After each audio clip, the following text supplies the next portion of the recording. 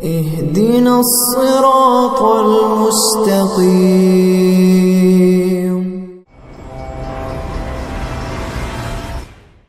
تو ایک بات اصولی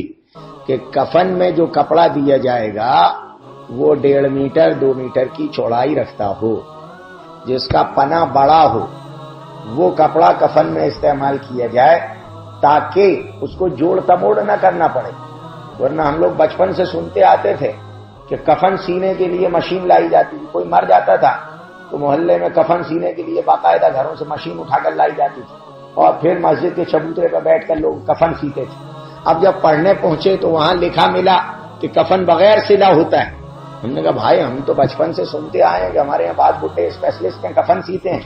اور یہاں ہو رہا ہے کہ کفن بغیر سلا ہوتا ہے، تو وہ سیتے کیا تھے؟ بعد میں معلوم ہوا کہ وہ کپڑے میں جوڑ لگانا پڑتا ہے، کپڑے میں چوڑائی کم ہونے کی وجہ سے جوڑ لگانا پڑتا ہے۔ اگر ڈبل پنا کا کپڑا ہوگا تو ظاہر ہے آپ کو جوڑ کی ضرورت نہیں۔ اگر ہر مسجد والے اس کا انتظام رکھیں، ہر مسجد میں کہ اپنے طور پر 2-1 کفن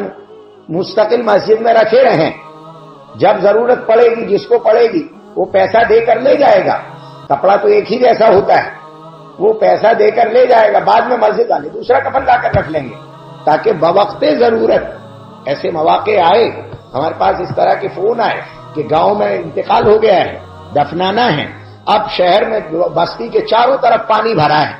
سیلاب آیا ہوا ہے، ندی نے راستے کاٹ دیے ہیں، اب ظاہر کفن کہاں سے لائیں؟ یہ سب مسائل اس لیے پیدا ہوتے ہیں کہ ہم نے اپنی مسجدوں کو صرف نماز پڑھنے کے لیے مخصوص کر دیا ہے۔ جب ہم گہوارے مسجد میں رکھ رہے ہیں، اب وہ شروع ہو گئے، ہر مسجد میں گہوارہ رکھا ہوا ہے، ہر مسجد میں اب ہم انتظام کر رہے ہیں کہ غسل کرانے کے لیے وہ پٹا رکھنے لگے ہیں۔ تو اگر مسجد میں جب گہوارے کے اوپر ڈالنے والی چادر ہم مسجد میں رکھ رہے ہیں تو 1-1 جوڑ 2-2 جوڑ کفن، اگر 2-1 جوڑ کفن مردوں کے 2-1 جوڑ کفن عورتوں کے اگر ہم لا کر پہلے سے رکھ لیں،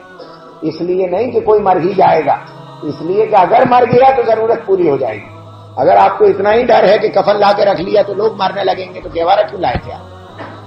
جب آپ گہوارہ لائے تھے تو کفن بھی لا کر رکھ لیجئے، اس سے سہولت ہو جاتی ہے، لوگوں کو وقت پر دوڑ بھاگ نہیں کرنی پڑتی۔ اللهم صل على سيدنا محمد وعلى آل سيدنا محمد